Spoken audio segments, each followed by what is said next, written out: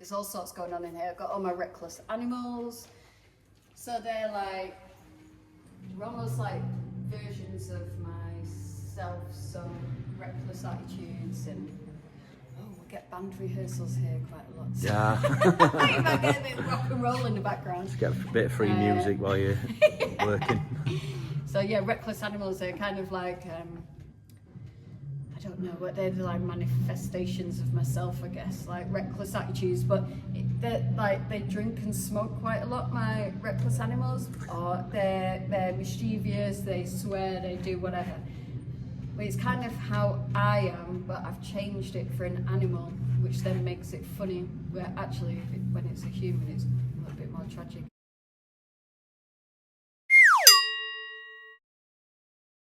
Yeah, so this is my studio space, so this is kind of where I come to unleash all my creativity. It's my second home. I absolutely love it. When I'm here I could spend like hours and hours here and the time just flies by, but it's nice just to be able to work in a place that I can get messy and do what I need to do, which is ace. But this is Kiac Studios, so it's quite big, but this room itself with the glass windows, this is like, it used to be one big gallery space, but what they've done is they've now sectioned it up into different studios. So as you can see, mine we've just been to, and then there's kind of a row of everybody else's studios, and it's really nice because you get a little window into these artists' minds, and everybody's got a different style and is doing something completely different, which is really nice. You can see the different styles, can't you? Yeah. Oh, definitely. And every nook and cranny in this place is full of something. So we've got studios here, we've got studios down here as well. And it's affordable rent, that's the main thing. That's good then, yeah. Yeah, it's somewhere where we can come. It's not too expensive. I just love Kiac Studios. If we go down here, let me just see if there's clocks on. No, there's no clocks on. Right, if we go down here, there's so many oddities. So there's pottery wheels, people can learn ceramics, they can make their clay sculptures, that sort of thing. There's loads of stuff going on, but as well as that, there's life drawing classes. There's sessions and classes going on in here all the time, which is nice. And then we'll go through, as you can see, every room is just full. It's like Aladdin's cave, isn't it? Storage space, yeah. And then this is going to be our communal room. We're working on it, it's a work in progress, but we're hoping to do film nights. Well, hello, I'm Ruth Heaton. I curated this exhibition along with Sean Williams. It's the second exhibition we've done with this group. The first one was in Sheffield as well, at the Frontier Gallery, Simulcast 1. This is the next iteration, if you like, of it, Simulcast 2. It's a fairly eclectic mix of artists, quite a lot of established artists and mid-career artists, along with some emerging artists as well. We pulled it together, myself and Sean Williams. A couple of years ago we started with this process, and it's just grown. So we've got, as I say, we've had 2 exhibitions in Sheffield. We've got a third one planned in Redcar for next year. And it's a really eclectic group of artists. We've got Carl Bielik, who's an artist from London, Nan Collantine, who's an artist from Manchester, Sean Williams, who's at Block Studios, Steve Carley, Bob Partridge. They're all kind of local artists in Sheffield, but really well established. We've also got Ruth Glasheen, who's an artist from Sussex. I'm based over in West Yorkshire. I could go on, Alison Edmonds, all well-established artists who've had, solo exhibitions and been part of group exhibitions, across the country, nationally and abroad. So the Gage Gallery had been closed for quite a while, and it just reopened, so we're the first really big exhibition they've had since they've actually reopened the gallery. We're only open for a week. The preview's tonight, 4 till 6. And then we'll be closing next Saturday, so it's just an 8-day exhibition, closed on Mondays but open every day 12 till 4. So each door is a different person who's renting a space here. Yeah. Oh, hello. We've just been in your. We're doing a YouTube video. We were just in your space. So this is the clay teacher. Hello, how you doing? The clay person. I'm good, thank you. Good. Yeah, so we're just talking about the classes that you do there. I don't know if you want to talk a little bit more about the classes, what days are on? Yes, we do 5 clay classes a week. There's 2 on a Saturday, 1 in the morning, 1 in the afternoon. We've got 1 Tuesday evening, Wednesday afternoon and Thursday evening. All the details are on the Kiac website. But also we do life drawing on a Wednesday evening, and occasionally on a Sunday we'll do modelling from life, where we'll have a model in the middle of the room. And we work around the model basically, making something in clay. And that's kind of what we do. Really. Great. Yeah, okay. Yeah, there's so much going on in here. I was Yeah. just saying, every nook and cranny is something different, Yeah, isn't it? It branches all the way down to this end. There's still quite a lot more, so you can see everyone's just got their own little space that's going on. Yeah. So it brightens up a little bit It this does. way. And again, you can go left or right, and it's more and more. One big art gallery. It is. So there's loads of work on display here. Goes right back up to there. These are the kilns for the ceramic classes, and again, goes all the way back up there, so that you can see the kind. I think there's about 32 of us. Yeah. I want to say. I'm guessing, but I'm sure it's around 32 out. So there's quite a lot going on, and the best thing about that is, when you're working in here, you could go chat to everybody else, and you could get inspired by all different things, or be introduced to different types of artwork that you've never seen before, and it just helps your creativity just like bloom and grow. And it's definitely progressed my work since I've been here, just in terms of inspiration and other people, which is great. Can't beat it, really. You're sure from Manchester originally, aren't you? Yeah, like Yeah. Manchester Way. I say Manchester, but it's kind of like a little village on the outskirts. So it's, do you know Glossop? As you're going Yeah. over like Woodhead, Snake Pass, that Right, sort of yeah. way, you go there. But yes, so like growing up, Manchester was like my place where I used to go, like watching music and going to pubs and Oh working god, yeah, and Stone stuff. Roses, yeah, the Manchester Hey, scene, Oasis. that's right up my that's street, it. that one. I think we used to club a lot. We used to go to all the nightclubs and stuff, which is always good. Sankey Yeah. Soaps and all the iconic kind of venues. But yeah, I love Manchester. It's got quite a place in my heart, I think. But then I lived down south for quite a while. And then decided to move back up north. It's more of like an affordable lifestyle as well. Especially now we've got a family, I've got kids. We had to change something. Yeah, Down south couldn't afford. Did you visit here quite a lot then, like Sheffield, to make you Sheffield, choose no, here? Or? No, we didn't know it. So we kind of chose somewhere new for a brand new adventure. Yeah. To start fresh and be like, right, where can we go? We don't know much about it, but we do know that there's a big art scene. There's loads of street art, graffiti, which is sort of our style of what we kind of like, me and my husband. There's jobs available. There's good schools. It just had everything that we were looking for, really, in terms of like culture and music and art, I think. So yeah, Sheffield was our like, right. And we've been here 3.5 years. Yeah. So not too long. But I feel like I love it. I don't ever want to leave. You would have loved it in the 90s because there were a lot of like inspirations, like like Madonna. Yeah. Used to see like young women with like their hair the same and the jeans ripped and everything. Oh, and you were really like, stylised. yeah, I love really stuff good. Like that. Yeah. Also, I mean, there's loads going on now, though. You could go out on any day of the week and there's something going on in Sheffield, I think. Yeah. I think just fashion seems to come back, don't they? Like the hairstyles and the clothes and circles, don't they? Yeah. Yeah. Music-wise, though, there's loads of music venues and scenes.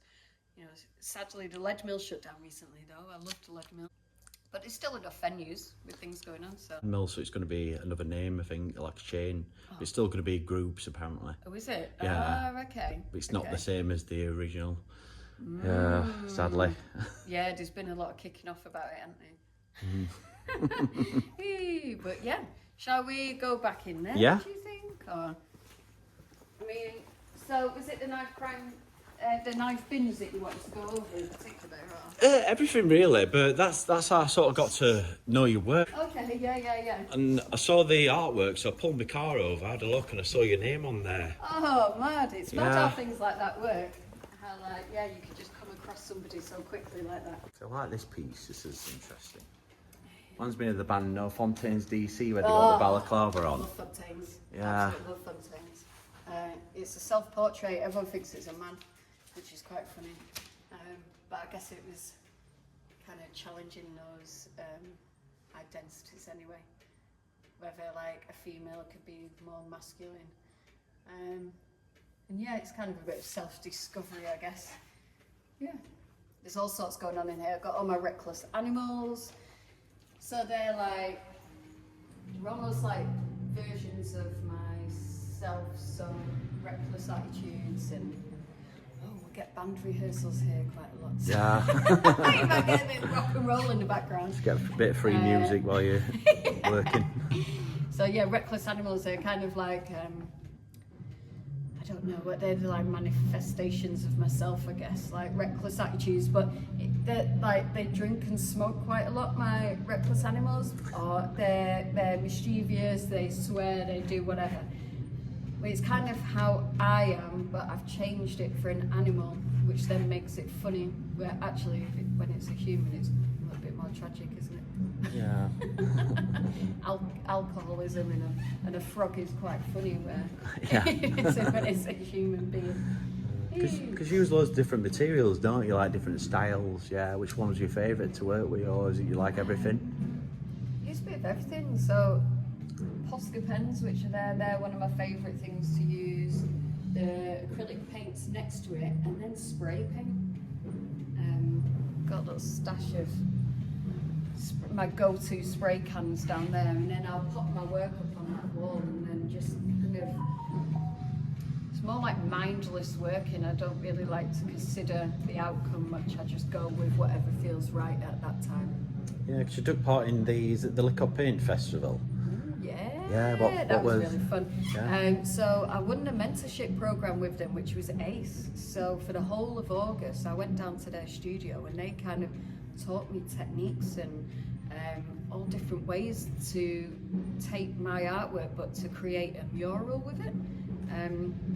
So yeah, the mentorship ended with me painting a mural at the Liquor Paint Festival, which was beginning of September in Sheffield, and just to work alongside all these iconic artists from all over the country doing huge murals. I mean, mine was only like, what is it, 2.5 meters by 2.5 meters or something like that.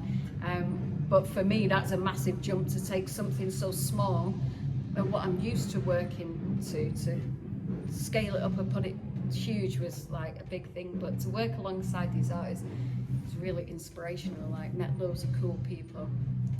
But it's something now I want to kind of progress into, working on walls, working on the street. We've been commissioned, me and my friend, to do a wall at the end of October down at Neep's End, just round the corner from here. So that'll be my first big piece. So it's quite scary, but Liquor Paint is still there, Alistair and Meg. If I need to phone them up, or you know what, if I'm stuck about what I'm doing, they'll always be there to give me advice further down the line, if you know what I mean. It's not like the mentorship ends there. There's advice and whatnot along the line for some time, which is good. So I'll be ringing them up like, oh my God, I've messed it up, what do I do? But yeah, they're ace people as well, and the festival's going to be every year now. Oh, so bro. yeah, every year, brand new murals all over the city. I mean, what can't you like about that? It brightens it up, doesn't it? Because I see some of like the graffiti and you're thinking, like I saw one side earlier and you're like showing all the amateur stuff. Yeah. And it's like the professionals are on the other side. Controversy. They're two different things, aren't they? Graffiti and murals and street art. They've all got their own different thing going on. But I like all aspects of each one. Like, my husband's a graffiti artist, so... It's probably more talented than the stuff I saw. It's a little scriggle and... Is it? Yeah, it's not the good stuff. Like little youngsters just Yeah. like having a go. Yeah. I love it, at least they're having a go though, eh? Yeah. Was it like painting out in public instead of a studio? I didn't expect it was going to pose much of an issue. Like, I'm quite a social person anyway, but it changed the way I had to work in terms of I couldn't stop speaking to everybody. I was talking too much.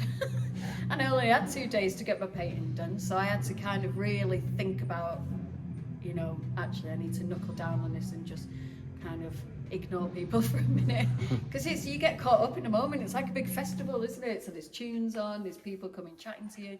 So yeah, that was a new thing that I've never experienced before. But yeah. What would you say like your proudest moments have been so far as an artist, would you say? Proudest, I think, I don't know, there's all different things along the way. I guess the mentorship program for me was something I was really excited about as an artist, because it felt like I can elevate things to make a career out of what I'm doing. I can actually make a decent income if I take on this mentorship program, soak up all this information that they're teaching me, and then go on to paint murals around cities or whatnot. Like, it just seemed like it was the step on the ladder that I was so desperate for, and for me to get given that opportunity was just like, raw, what? So I don't want to waste it either. I want to take every single thing I learn and make something out of it. But that's kind of, in a selfish way, a really nice thing that elevated my work. But then there's things that I'm really proud of, like the knife crime prevention. So working with Always an Alternative, like when I moved to Sheffield, Anthony, who runs Always an Alternative, I met him because I donated some art for them to raffle off to raise some money for their mobile youth club. And he came round and collected some artwork, and then we just got on and we was just chatting. So I've done a few projects with Always an Alternative, but recently the knife amnesty bins, I struggle saying that word, amnesty bins, where people can pop their knives in there with no questions asked. And we designed 5 over Sheffield. So Anthony ran some like workshops in the areas of where each bin was, so all the community got involved in the design. So the designs were things that they loved about their community, and then I added some extra designs to bring it all together. So their artwork was then scanned, made into digital images and laid onto the bins, as well as things that I've drawn that communicated their ideas as well. So it's really, really nice to do that. And I guess it's a nice, proud moment, because you're doing something for a cause that's super, super important. I mean, knife crime charities like Always an Alternative, like they go around schools, they talk to kids, they try and prevent things before things happen. Which I just think is super, super important. So yeah, proud moment working with those guys, definitely. So this was a series, these are my ladies, it's called the Trashy Ladies. So they're kind of like Art Nouveau, art movement, but taken into modern day life and dragged through a working class female world, if you know what I mean. If that makes much sense. Yeah, so they've kind of got Art Nouveau styles, but it's got a lot of fine art, expressive mark making, but it's also got illustrative, controlled line work, which I took from the Art Nouveau.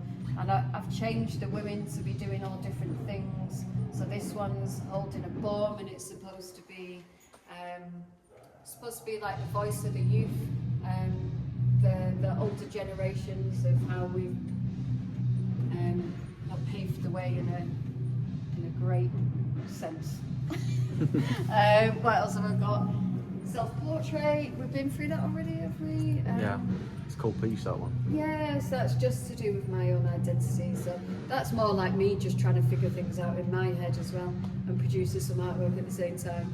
Yeah, do you find like you keep going back to the same piece and touching it up, or do you just stop at a point and leave it, or? Oh, but this took about, took about 4 months to paint, I think.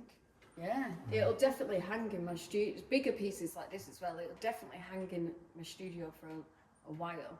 and every time I come in I'll add to it, and then at some point I'm like, right, if I add anything more to that, it's just going to spoil it. It's all the process, isn't it? The process of art and a painting, deciding when it's finished is half the battle itself. And then just some pieces I kind of messing around with, I guess. All my work's kind of stored in here, but this is a big smoking frog. Which is big cigarette. That's it, big cigarette. That goes with the reckless animals. I do a lot of 3D work as well, so a lot of plaster moulds. So this is plaster that's been scrunched up in a carrier bag. I love the textures of plaster in carrier bags. I've got a thing and I really want to branch it out and make some more sculptures. This is Trashy Barbie. She came to Tramlines Festival with me when I did an art installation, so she got a bit roughed up by everyone at Tramlines, especially the more drinks that they had. This is an installation, but it's been taken apart, so it's just stored there, but that's a life-size Barbie box, so that all gets built together and you can jump inside it. And the idea is you're supposed to unleash your trashiness when you're inside, so there's loads of like trashy props like balaclavas and white lightning cider and stuff like that. All stuff of like from what I remember growing up as a kid, just being a stupid teenager on the streets. Yeah, but it's quite popular, that one. Yeah, that came to Tramlines, that was funny. And then I guess all this is just kind of like work in progress. So a lot of mark making, a lot of figuring things out. I'm not sure what this one's going to hold yet. I think I put a shout out on Instagram, so some of the people who follow me gave me some ideas. This one's got a spray can. So yeah, I guess more in this sense, there's a lot of unfinished pieces, and a lot of canvases just playing around with mark making. And this is how my artwork starts. It always starts with a background like this, and then I'll work imagery over the top. Whatever that would be. It's kind of how all this starts and this starts. Have you always been like a natural artist then, would you say? Always been into art from a kid? Or has it come later? No, my mum and dad have always been into art. Them all, like, my mum's and dad, like, they're more into like Renaissance art and historical art, and they're like history buffs, man. They love all that sort of stuff. So I guess contemporary art was something that I got into myself later on in life. But when I was younger, there was always art like hung up around the house. My mum used to get like pictures of just blue, tacked them to the wall and onto the fridge and stuff. But then I guess I went to college. I left school, bumped around for a few years, and then went to college when I was 18. And that was just kind of like a whim, because my mate was like, oh, I'm going to college, do you want to come? And I was like, all right then, because I'm pretty skint and I've got no income and I've got nothing going on in my life. So I was just like, oh, I like art, I draw a bit. And that's when it just kind of all opened up, and I was like, oh my God, I love art, and just really got into it. But I guess trying to find your art identity is another thing altogether. So I think it's taken me a lot longer than a normal person. I say a normal person, but you know what I mean? Because of life's, I don't know, not challenges, but just events like having kids, moving house, like moving areas, locations, being skint. It's all setbacks for being able to grow as an artist. So the last few years, I feel like I've really taken it, everything I've learned on board, and trying to do it professionally now. Trying. Since I've got a studio now and I feel like a proper artist. I've been here since, oh my God, it's October actually, so it's been a whole year. It's my 1 year anniversary in my studio. Wow. Yeah. Good way to celebrate. I know, isn't it? What would you say to someone like who's wanting to get into art and they're putting it off? Would you say just get into it and do it? Totally, you can't hold yourself back. It's like a natural reaction, isn't it, art? It's expression, it's a way of like, but I know when I create art, I can literally, it's almost like drugs in a way. It's like therapy, isn't it? Yeah. It is. I was in here the other day for 5 hours, and I was on my siblings group chat with my brother and sister, and I was like, oh, I've just been painting for 5 hours. I was like, I absolutely buzz off it. Like, I just felt like $1 million after, and I was just like, God, it's like crack cocaine. I was like, it's just sick. But I guess that's that's what it can be for other people. Try it, like, and this whole like thing of being worried about the outcome, you need to get over stuff like that, or else you'll never try anything. If you're worried about it looking perfect or it resulting in a perfect, polished, finished piece, then forget it. What's the point? It's for mindless thinking. It's like you don't. It's there as an expression. I don't know. I guess my type of artwork is maybe other artists, their practices work a little bit different, but mine's definitely like a big brains splurge. So yeah, do it. Yeah, because I always love the saying, it doesn't have to be perfect to be a success. Oh, totally. And the thing is, what is perfect? It's just someone's like, I suppose, I don't know, they're trying to overdo it, aren't they, too much? Yeah, I think there's this whole like idea of beauty and ugly and perfect and not perfect. It's just a load of bollocks, isn't it? It's just like what people are telling you is perfect. It's like, no, perfect can be different to different people. Like those squiggles on that wall there, I think are absolutely beautiful. Yeah. There's a big graffiti penis, you know, it's funny. Like, that to me is absolute beauty, where to other people, I don't know, it's something you've got to decide upon yourself.